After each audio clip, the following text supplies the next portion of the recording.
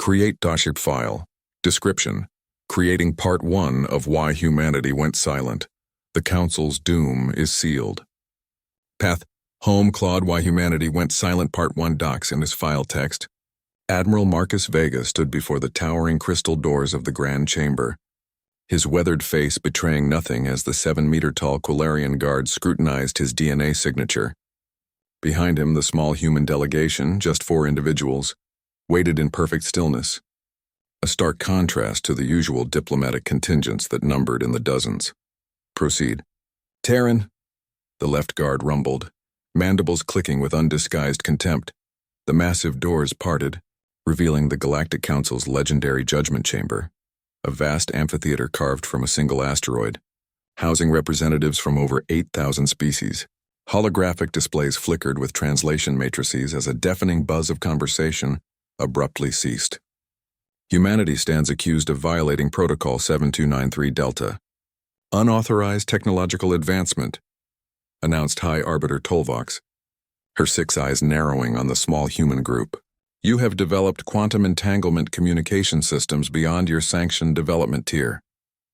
Marcus stepped forward, his military uniform bearing no insignia, no rank, no medals, just simple black fabric. With respect, High Arbiter, we come not to defend but to inform. A ripple of confusion spread through the chamber. You were summoned to answer for your transgressions, hissed Representative Zur of the Hegemony Collective. Your species is barely 2 centuries into space travel. You will submit to judgment or face immediate quarantine. Dr. Eleanor Reed, Earth's foremost physicist, stepped beside Marcus. In her hand, she held a small obsidian cube no larger than a die. We brought a demonstration instead, she said, her voice calm as she placed the cube on the presentation altar. The cube hummed to life, projecting a 3-dimensional star map of the galaxy. Thousands of tiny blue dots pulsed across the projection. What is the meaning of this display? Demanded Tolvox. Marcus smiled thinly. Each light represents a human outpost. While you've been watching Earth, monitoring our communications, restricting our development, we've been expanding silently. They're impossible. The Kelthar representative lurched forward. We monitor all faster than light travel in the galaxy. And you monitor what you can detect, corrected Dr. Reed. Humanity went silent in official channels 3 decades ago for a reason. We discovered something in the quantum foam, pathways your science overlooked.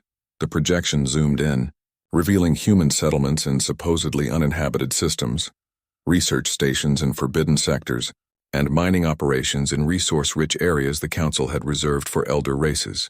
This is an act of war, shrieked a representative from the back. Marcus shook his head. No, it's a courtesy call. For 3 decades, humanity has operated beyond your detection. We've established colonies in 17% of the galaxy. We've made contact with 32 species you've deliberately kept isolated. We've shared technology with those you've suppressed. High Arbiter Tolvox rose to her full height, her ceremonial robes billowing. Guards, detain these. No, that would be unwise, interrupted the 4th human, Ambassador Daniels, speaking for the first time. He gestured to the projection where the blue dots had turned red. Each outpost is equipped with what we call a reality anchor, a single command for many of us, and the quantum stability of those regions will collapse. Silence fell over the chamber as the implications became clear. You're bluffing, Tolvox whispered, but uncertainty clouded her voice. Marcus stepped forward again. For centuries, the Council has stunted developing species, harvested their resources, and maintained power through technological suppression. Today, that era ends. He turned to address the entire chamber. We came not for judgment, but to deliver terms.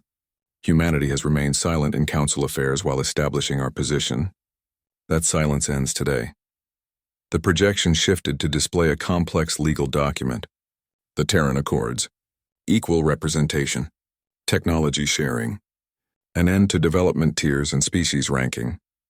Dr. Reed collected the cube, tucking it back into her pocket. You have 30 standard days to ratify the accords. We'll return for your answer. As the human delegation turned to leave, Tolvox found her voice again. And if we refuse? Marcus paused at the doorway, looking back over his shoulder. Then you'll discover why humanity went silent in the first place.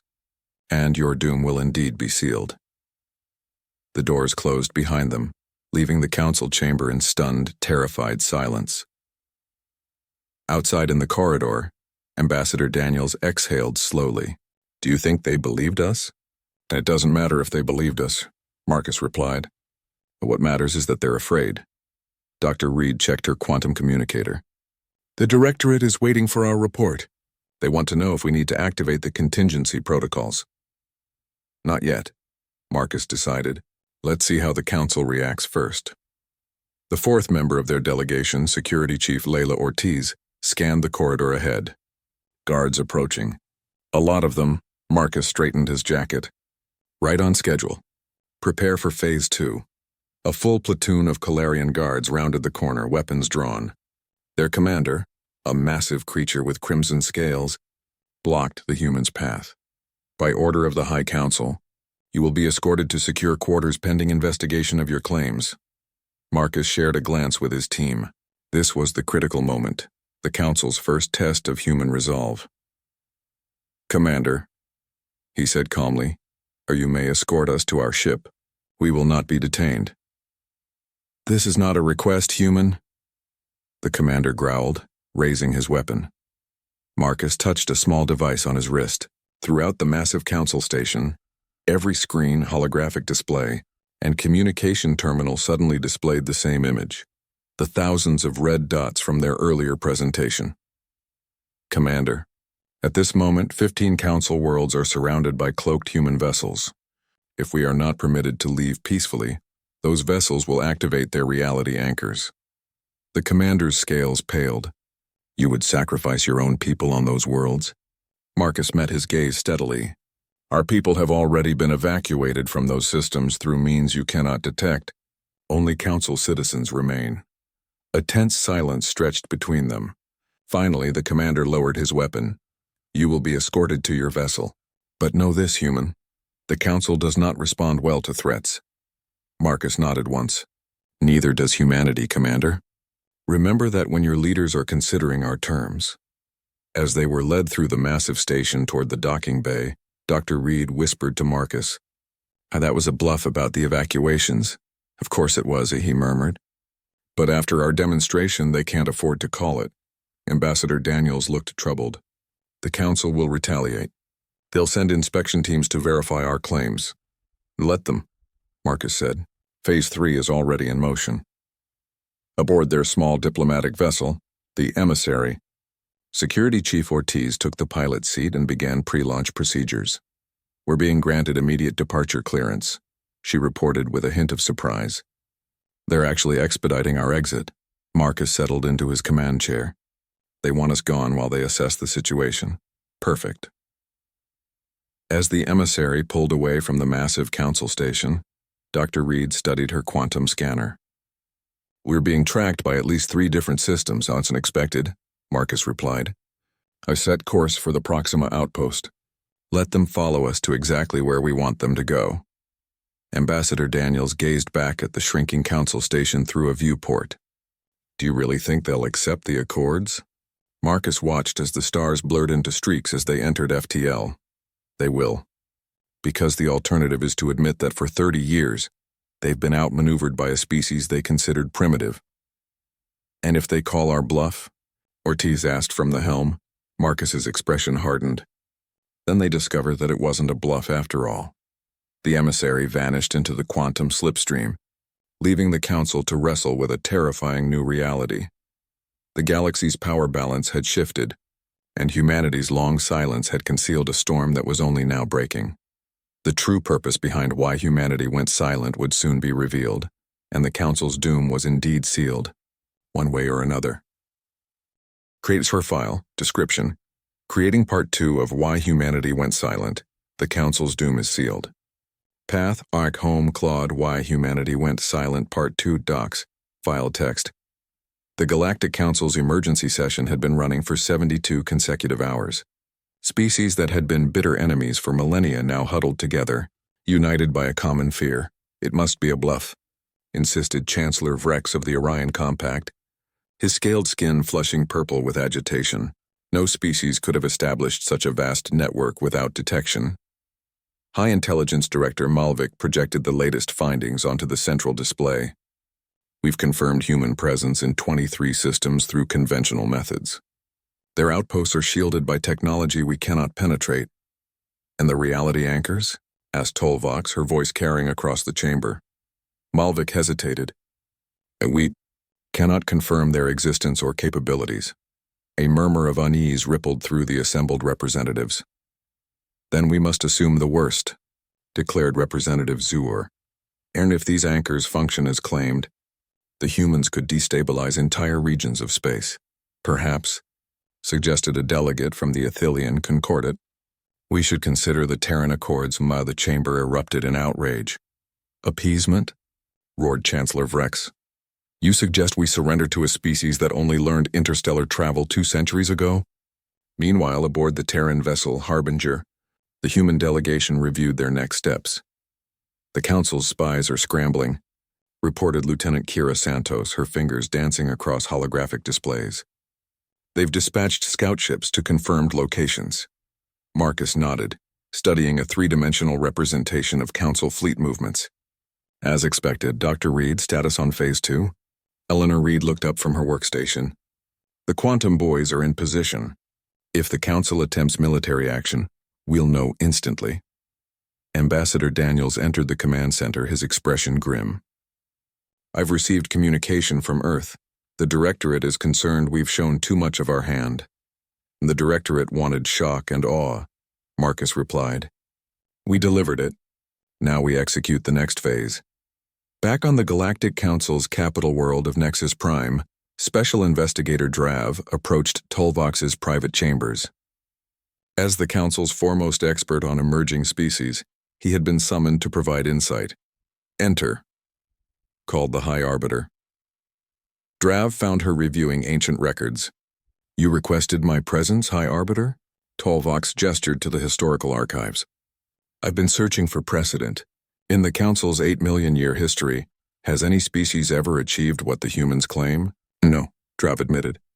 But humans have consistently defied our models. When we restricted their FTL development, they improved sublight to near relativistic speeds. When we limited their AI research, they enhanced their own biological intelligence instead. And what do you make of their claims about reality anchors? Drav hesitated. 3 centuries ago, the Voth Imperium conducted forbidden experiments in quantum manipulation. They claimed to have discovered a way to destabilize space-time on a localized scale. The Council had them eradicated. Tolvox's eyes widened. And you believe humans rediscovered this technology? And I believe, Drav said carefully, that if any species could accomplish what they claim, it would be humans.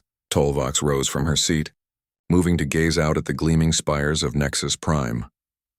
Then we face an impossible choice. Capitulate to their demands and upend millions of years of galactic order, or risk calling their bluff and potentially losing everything. There is a third option, Drav suggested. We could attempt to verify their claims, send a military probe to one of their outposts, and if their technology is real, and then we will have valuable data for planning our response. Tolvox considered this. Prepare a small fleet, target their outpost in the Proxima system, but Drav, ensure our best scientists are monitoring. If these reality anchors exist, I want to know exactly how they function. On Earth, deep beneath the Antarctic ice sheet, the true extent of humanity's advancement remained hidden even from most humans. The Quantum Directorate, a secret organization formed after first contact with the Council, had spent decades preparing for this moment. Director Imani Okafor stood before the Directorate's council, her weathered face illuminated by the soft blue glow of quantum displays. Admiral Vega's delegation has successfully delivered our message, she announced. Now we activate our sleeper agents.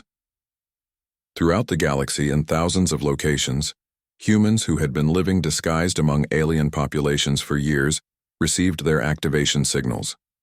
On council worlds, in trading hubs, even within the households of powerful council representatives, humans in deep cover began their carefully orchestrated tasks. In the Council Intelligence Directorate, an analyst named Joris, actually Thomas Parker, a human infiltrator, carefully inserted corrupted data into the Council's assessment of human capabilities. subtly altering probability calculations to make human claims seem more credible. In the Quilarian Defense Ministry, weapons engineer Cracks, actually Maria Rodriguez, modified testing protocols to ensure that any analysis of human technology would yield confusing, contradictory results. Back aboard the Harbinger, Marcus received an urgent communication. Admiral Lieutenant Santos called. We're detecting Council military vessels approaching the Proxima outpost. They're in attack formation. Marcus exchanged glances with Dr. Reed. It seems they've chosen to test our resolve sooner than expected. Should we activate the defense grid? Ambassador Daniels asked.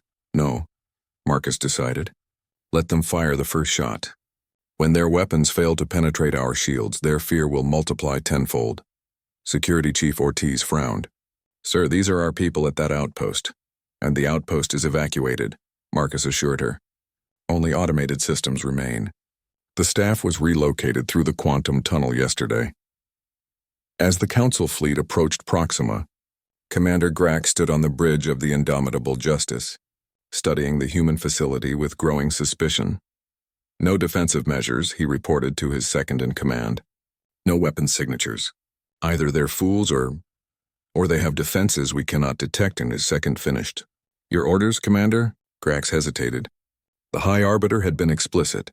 This was a fact-finding mission. Test the humans' capabilities, but avoid all-out confrontation. Bring us within weapons range, he ordered. Prepare a targeted strike on their communications array. Minimal damage. As the Indomitable Justice moved into position, sensors suddenly detected a strange energy fluctuation around the human facility. Commander, he called the science officer. I'm reading quantum distortions forming around the station. On the view screen, the space around the human outpost seemed to ripple, like heat waves over desert sand. What is that? Demanded Grax. Before anyone could answer, a holographic projection appeared on the bridge. Admiral Marcus Vega's face filled the display.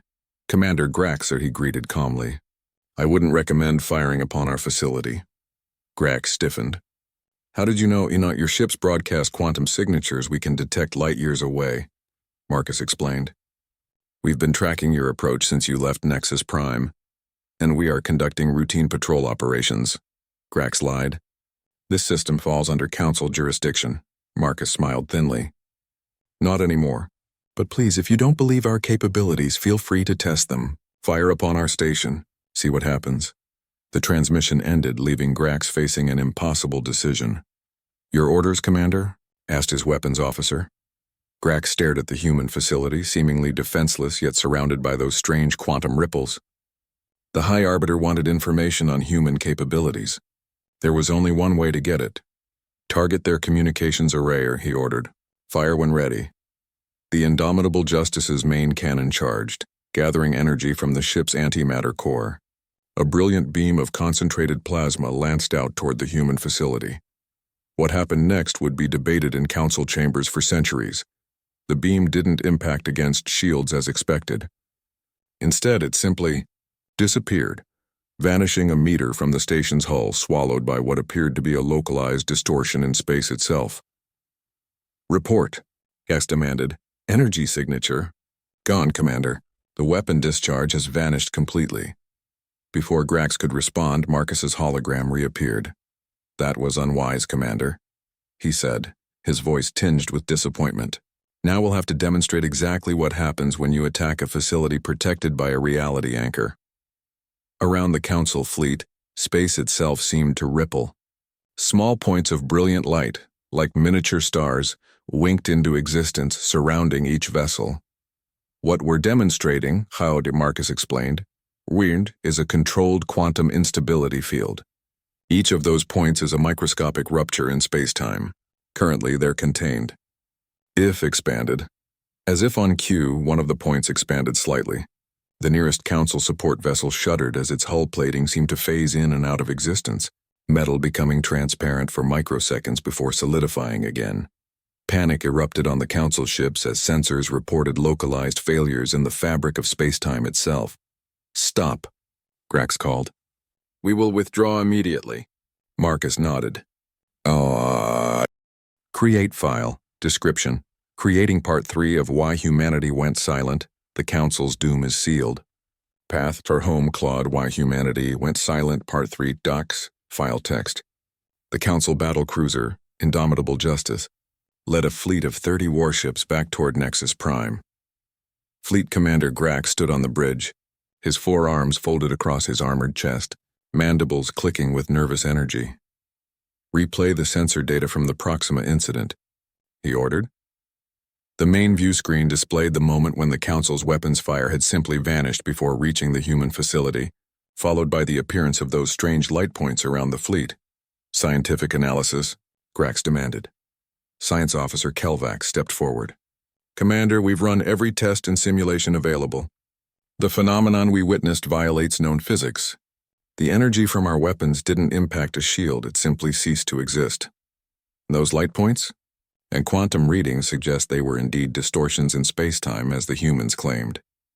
Had they expanded further? The science officer's voice trailed off. Special Investigator Drav, who had been quietly observing, finally spoke. May I see the raw sensor data? Kelvax hesitated, looking to Commander Grax, who nodded permission. Drav studied the readings carefully, his eyes narrowing. These patterns, something isn't right. To explain, Grax demanded. The quantum signatures don't match theoretical models for space-time distortion. Drav noted. There's a harmonic resonance that suggests. The ship suddenly lurched, alarms blaring throughout the vessel. Report, Grax bellowed. Unknown energy surge, Commander. It's coming from within our own ship. Across the bridge, control panels flickered, displays showing impossible readings. Then as suddenly as it began, everything returned to normal. Status? Grax demanded. All systems operational, Mason reported the tactical officer. But, Commander, we've lost all sensor data from the Proxima incident. The records have been wiped clean. Drav's expression darkened. Human infiltration. They must have agents or technology aboard our vessels. Grax turned to his communications officer. Send an encrypted message to High Arbiter Tolvox, eyes only. Tell her we must meet in person, away from any technology that might be compromised. Meanwhile, aboard the Harbinger, Lieutenant Santos monitored the Council fleet's communications. Admiral, we've detected an encrypted transmission from the Indomitable Justice to Nexus Prime. Marcus frowned. Can you decode it? No need, Dr. Reed interjected, studying her displays. Our quantum tap in their system captured it pre-encryption. They suspect our technology isn't what we claimed. They're requesting a secure meeting without electronic devices present. Marcus considered this development. They're starting to see through our deception sooner than expected. We need to accelerate Phase 3. Ambassador Daniels looked concerned. The Quantum Directorate hasn't finished positioning all the assets. If we move too quickly, then if we wait too long, we lose our advantage of surprise, Marcus countered. Contact Director Okafor. Tell her we need to implement Protocol Sunburst immediately. On Nexus Prime, High Arbiter Tolvox met Commander Grax and Special Investigator. Drav in the ancient Grove of Silence, a biological construct that naturally dampened all electronic signals and quantum fluctuations. Your message was most disturbing. Commander? Tolvox said as they walked among the luminescent trees. You believe our ships have been compromised? Not just our ships, Grax replied grimly. Possibly our entire communications network. The humans have technology we don't understand, or they've been infiltrating our society for years. Drav finished. High Arbiter, before the data was erased, I noticed something critical about the quantum distortions we witnessed. They weren't actual ruptures in space-time. They were elaborate projections designed to mimic such phenomena. Tolvox stopped walking. You're suggesting their reality anchors are a fraud? I believe so, Drav confirmed. An extraordinarily convincing one, but a fraud nonetheless. But why would they risk such a deception? Tolvox wondered. If discovered, they would lose all leverage. Unless, Grax suggested, or this is merely one layer of a more complex strategy. The humans have proven themselves to be masters of misdirection. Tolvox considered this. We need absolute confirmation before we act. Assemble a covert team, individuals with no connection to the humans using only analog technology and direct observation. I want that Proxima facility investigated without any quantum technology that the humans might detect or manipulate. And if we confirm the deception? Grax asked. Then we strike Earth directly, Tolvox declared. Their entire strategy relies on us believing they have this network of outposts with reality-altering capabilities. If that's a lie, then they are vulnerable at their source. In the Antarctic Command Center on Earth, Director Okafor received Marcus's urgent communication. The Council is moving faster than predicted, she acknowledged. Very well, Admiral. Protocol Sunburst is authorized. Throughout the galaxy, human operatives embedded within Council society received new instructions. Not the subtle manipulations of information they had been conducting for years, but direct, decisive action. On Nexus Prime, Thomas Parker, posing as analyst Joris, slipped away from his post at the Intelligence Directorate. Making his way to a maintenance access tunnel, he removed a small quantum device from a hidden compartment in his synthetic skin. Similar scenes played out across dozens of Council worlds as human agents activated devices they had positioned near critical infrastructure aboard the Harbinger. Dr. Reed monitored the cascade of activation signals. First wave of quantum nodes coming online, Admiral. 87% successful activation. Marcus nodded. Begin the demonstration. On Nexus Prime and 17 other major Council worlds, the effect was immediate and dramatic. For exactly 7 seconds, gravity reversed. Everything not secured suddenly fell upward, then just as abruptly returned to normal when gravity reasserted itself. Chaos erupted across the Council civilization. The brief gravity reversal caused minimal damage but maximum psychological impact. No technology had malfunctioned. The fundamental forces of nature had simply changed. In the grove of silence, Tolvox, Grax, and Drav had felt it too. That momentary weightlessness followed by the disorienting return to normal gravity. What just happened? Demanded Grax, helping Tolvox to her feet. Before anyone could answer, every communication device on Nexus Prime simultaneously activated, regardless of whether it was powered on. Admiral Marcus Vega's face appeared on every screen, his voice emerging from every speaker. That was a demonstration, he announced calmly. On not of reality anchors, but of quantum field manipulators, devices that can locally alter the fundamental forces of the universe. The gravity reversal you just experienced was controlled and limited. It could have been sustained indefinitely. In the Antarctic Command Center, Director Okafor watched the broadcast with grim satisfaction. The quantum communication override, technology the Council believed impossible, was functioning perfectly. Marcus continued his address. The Council believes it has discovered a deception regarding our reality anchors. You're partially correct. The display at Proxima was indeed a demonstration, not of our full capabilities but of a fraction of what we can do.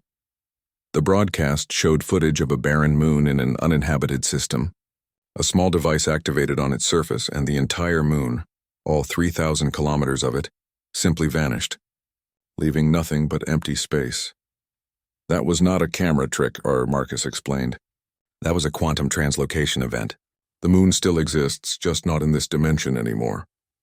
The footage continued, showing the moon reappearing minutes later, completely intact. For 3 decades, humanity has been developing technology in dimensional planes the Council cannot access or even detect. Our reality anchors don't destabilize space. They transfer matter between dimensions. Back in the Grove of Silence, Drav's face had drained of color. High Arbiter if they truly possessed this capability. Then their threat to collapse regions of space was real, Tolvox finished. Just not in the way we understood it. Marcus's broadcast continued. We know about your plan to strike Earth directly. You believe that by eliminating our homeworld, you would neutralize our network. You are mistaken. Our civilization now exists across multiple dimensional planes. Destroying Earth would accomplish nothing except guaranteeing our response. The broadcast displayed a new countdown timer. 21 standard days remaining. The Terran Accords still stand. The Council has 3 weeks to accept our terms for peaceful cooperation and equal status among galactic species. We recommend you use that time wisely. The broadcast ended as suddenly as it had begun, leaving the Council leadership in stunned silence. In the Grove of Silence, Tolvox turned to her companions. Is what they showed us even possible? Drav hesitated. The Voth experiments I mentioned earlier, their research hinted at parallel dimensional planes. The Council suppressed that knowledge and eradicated the Voth to prevent its spread, and now the humans have independently discovered it. Grax concluded grimly. Tolvox's expression hardened. Assemble the full Council immediately. We need to reevaluate our position. Aboard the Harbinger, the human leadership monitored the Council's FR. Create file description. Creating Part 4 of Why Humanity Went Silent. The Council's doom is sealed. Pathfinder Home Claude Why Humanity Went Silent Part 4 Doc. File text. In the 17 days following the gravity manipulation incident, panic spread through the Galactic Council. Emergency sessions ran continuously as representatives argued over how to respond to the human ultimatum.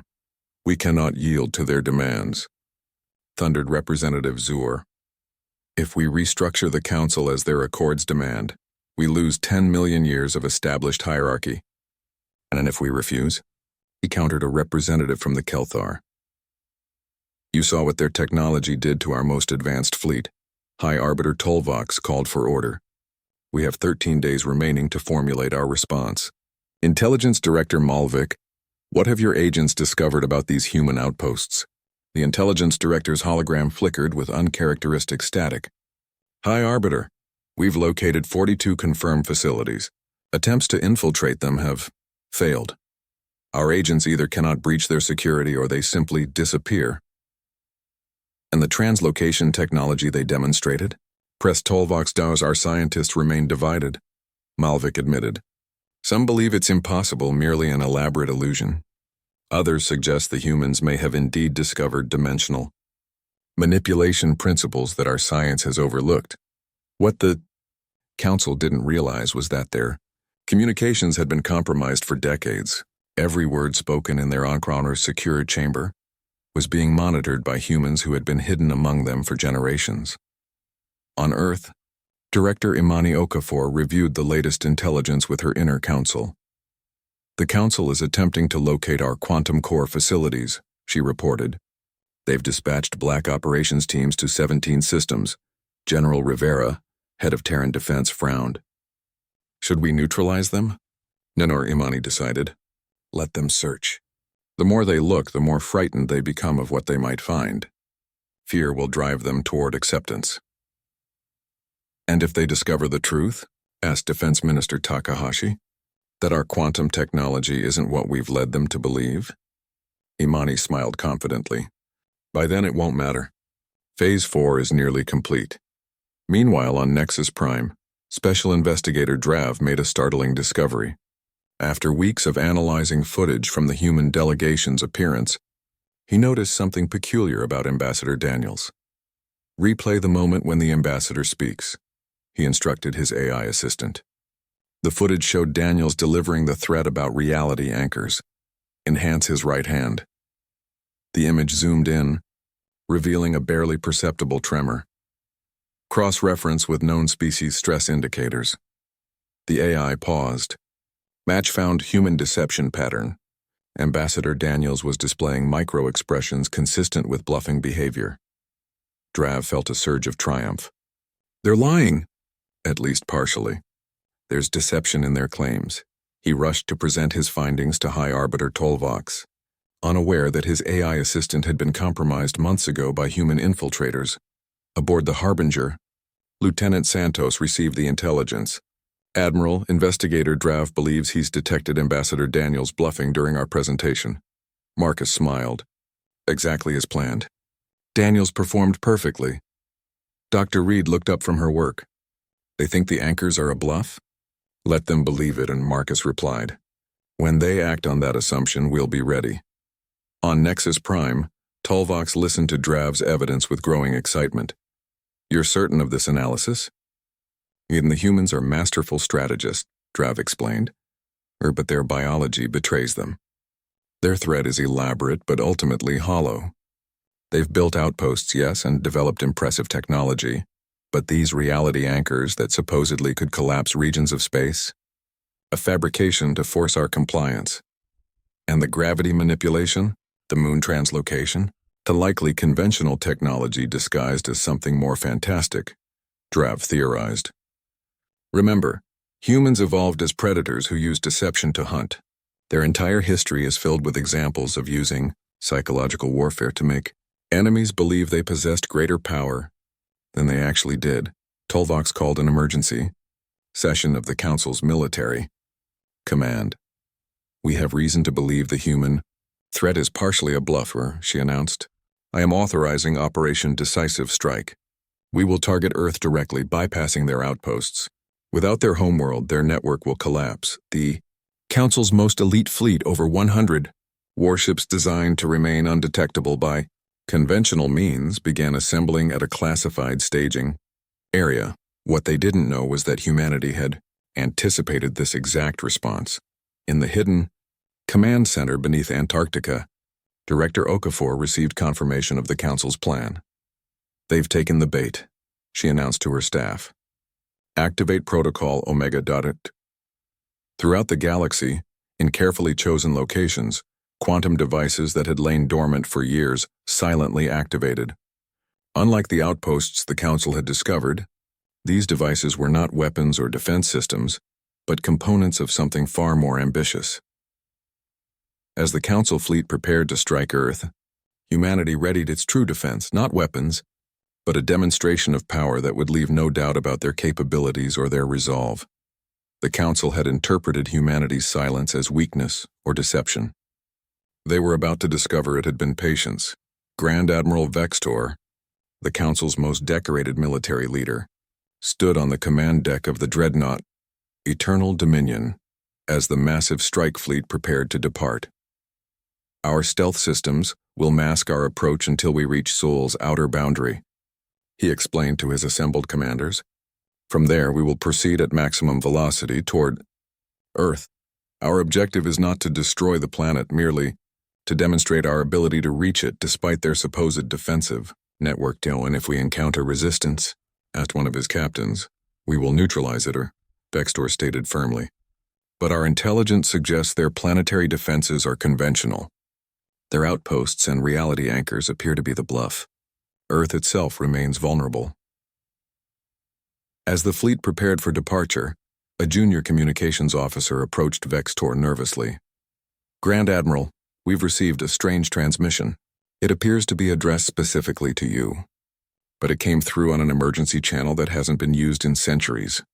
Display it, Vextor ordered. A simple text message appeared on his private screen. Operation Decisive Strike compromised. Humans know. Abort. Vextor stared at the message, mandibles clicking with agitation. Trace the source, knock, unable to locate, Admiral. The signal used quantum entanglement protocols that exceed our current technology. The Grand Admiral considered his options. This could be human deception, attempting to delay their attack.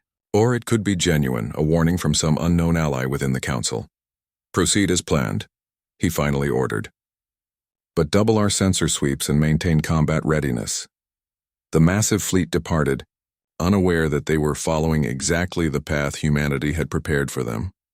On Earth, in the Antarctic Command Center, Director Okafor monitored the Council fleet's departure. They're committed, she announced. Time until they reach Earth? An approximately 16 hours, reported her tactical officer. Okafor nodded. Perfect. Admiral Vega, is the Harbinger in position? Marcus's hologram appeared before her. Yes, Director. We're maintaining station at the designated coordinates. Dr. Reed has the quantum array primed and ready.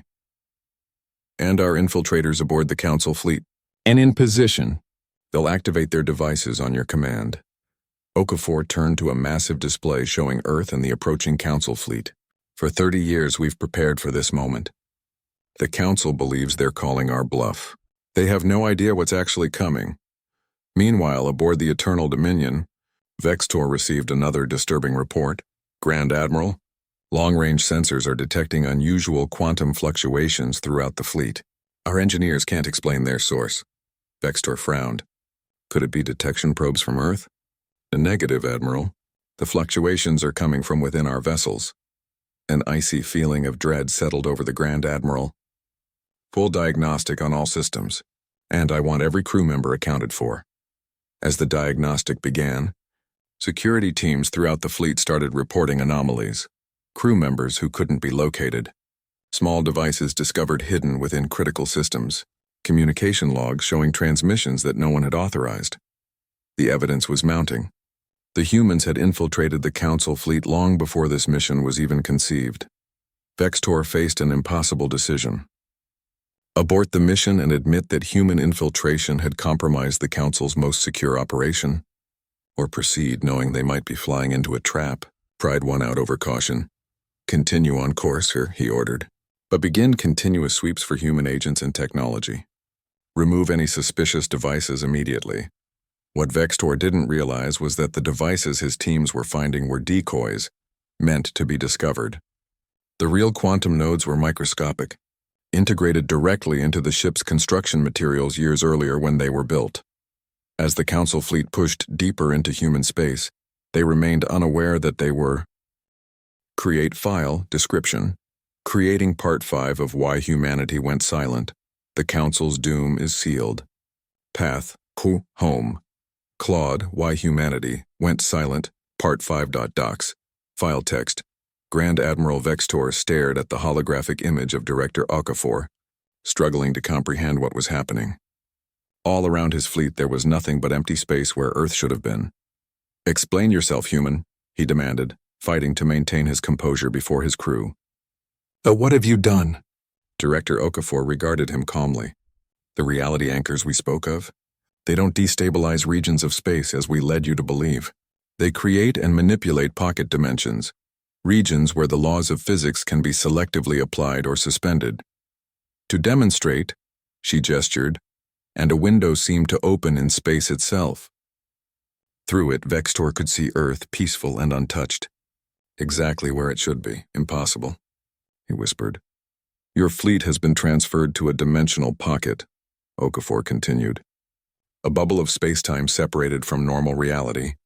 You can observe the universe, but you cannot interact with it. On the Harbinger, Dr. Reed monitored the quantum bubble containing the Council fleet. Dimensional integrity stable, Director. We can maintain this indefinitely. Okafor turned her attention back to Vextor. You have two options, Admiral. You can remain here in this pocket of reality we've created, separated from the universe, or you can return and deliver our final message to the Council. Vextor's pride crumbled in the face of such incomprehensible technology. What message?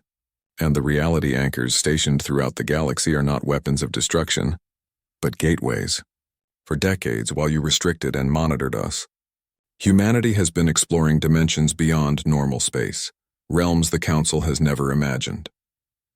The holographic display shifted to show thousands of pocket dimensions, each containing human outposts, cities, even entire ecosystems. An expansion of humanity not just across the galaxy, but into layers of reality the Council couldn't access or detect. We didn't go silent to hide our advancement, Okafor explained. We went silent because we found somewhere better to exist, somewhere beyond the Council's reach or understanding. The implications dawned on Vextor slowly.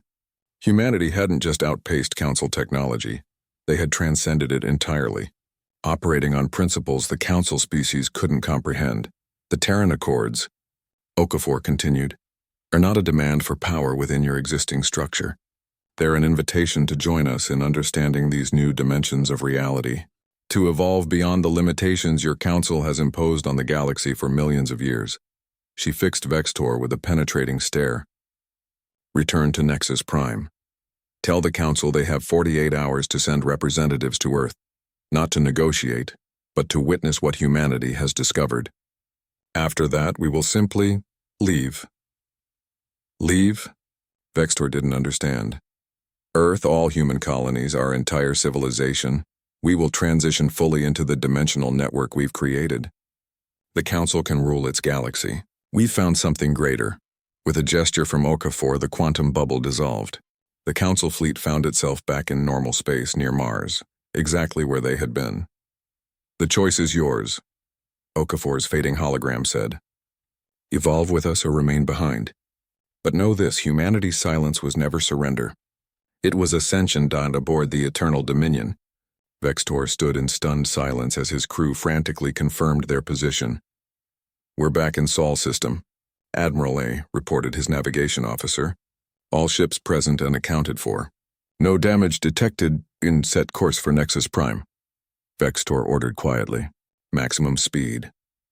As the Council fleet departed, Marcus joined Director Okafor in the Antarctic Command Center. "They believed it," he observed. Okafor nodded. Of course they did. "We showed them something their science says is impossible, yet they experienced it firsthand." "But the dimensional network, it doesn't exist yet," Marcus pointed out. "We've barely managed to create stable microworlds, let alone habitable pocket dimensions." "They don't need to know that," Okafor replied. "They only need to believe it's possible." Dr. Reed, who had returned to Earth, joined them. The quantum bubble technology worked perfectly. Simple space-time manipulation. No actual dimensional transfer involved. "And that's been our advantage all along, hasn't it?" Marcus mused. "Not superior technology, but superior imagination. The ability to conceive of possibilities the Council has never considered. That, and our willingness to bluff on a galactic scale," Okafor added with a small smile. On Nexus Prime, the Council chamber was in chaos as Vextor delivered his report. "The humans transported our entire fleet into some kind of separate reality," he explained, struggling to find words for what he had experienced. "They showed us Earth through a window in space itself. Then they returned us exactly where we had been." High Arbiter Tolvox listened with growing dread. "And they claim they can move their entire civilization into these pocket dimensions?" "Yes, High Arbiter. They say they've been building a network of these dimensional spaces for decades. That's why they went silent. They've been expanding into realms we cannot detect." Special Investigator Drav shook his head in disbelief. "This violates everything we know about physics. It must be some kind of illusion. I saw it with my own eyes," Vextor insisted. "Felt it. We were elsewhere and then we weren't." "What do they want from us?" Tolvox asked. "They request representatives be sent to Earth within 48 hours. Not to negotiate, but to witness what they've discovered. They say after that they will leave our reality entirely." A murmur ran through the Council chamber. "Leave?" Chancellor Vrex exclaimed. "Simply remove themselves from our galaxy?" "That is what they claim," Vextor confirmed. Tolvox rose from her seat. "Prepare a diplomatic vessel immediately. I will lead the delegation myself." 2 days later, the Council delegation arrived at Earth. The human leadership received them not in a governmental building or military installation, but in an ordinary park beneath open sky. Director Okafor, Admiral Vega, Dr. Reed, and a handful of other human leaders waited as Tolvox and her representatives approached. "Welcome to Earth," Okafor greeted them. "We appreciate your decision to come." Tolvox studied the human woman carefully. "Your Admiral Vextor delivered your message. We are here to witness." Okafor nodded. "Before we proceed, there's something you should understand about humanity. Throughout our history, we've been driven by a force that I believe is unique among Council species." "And what force is that?" then asked Tolvox. "Imagination," Okafor replied simply. "The ability to conceive of things that don't exist yet, and then bring them into being." She gestured to Dr. Reed, who activated a small device. The air before them shimmered, and a portal opened, not to another dimension, but to a holographic projection of unparalleled realism. "This is a simulation," Okafor explained. "A representation of what we believe is possible. We don't have a dimensional network yet. We can create small pocket dimensions like the one your fleet experienced, but nothing on the scale we showed Admiral Vextor." Tolvox's eyes widened. "You deceived us? And we showed you what we're working toward," Marcus explained. "What we believe is achievable within decades, not centuries. And then the reality anchors. The quantum technology," Tolvox began. "Oh, those are real," Dr. Reed assured her. "We can manipulate space-time on a limited scale. We can create small bubbles of altered reality. We demonstrated that with your fleet. But the vast network of dimensional habitats, that's still theoretical." "But why?" demanded Tolvox. "Why this elaborate deception?" Okafor stepped closer. "Because for 300 years the Council has suppressed emerging species. You've restricted our development, exploited our resources, and kept us isolated from the wider galactic community. We needed leverage to change that. You threatened us with technology you don't possess, Tolvok said accusingly. No, Marcus corrected. We threatened you with technology we don't possess yet. There's a crucial difference. Dr. Reed continued the explanation. When the Council first contacted Earth and imposed development restrictions on us, we faced a choice. Submit to your authority and develop along the paths you permitted, or find another way. Or so humanity went silent, or Okafor added. We appeared to comply with your restrictions while secretly pursuing science in directions the Council never anticipated. Not because those directions were forbidden, but because your species never thought to explore them. And the Council has existed for millions of years, Tolvok stated. We have explored all avenues of scientific advancement. No, Dr. Reed said gently. You've explored the avenues your biology and cultural evolution led you toward. Humanity took different paths because we think differently. Our greatest advantage isn't technology, it's perspective. The holographic display shifted to show the Terran Accords once more. Our terms haven't changed, Okafor declared. Equal representation for all species. An end to development tiers and resource restrictions. Open exchange of scientific knowledge, and if we refuse? Tolvok asked, though her voice lacked its earlier confidence. Okafor smiled. Then we'll continue our research. And in 50 years or 100 or 200, a blink of an eye in the Council's tier.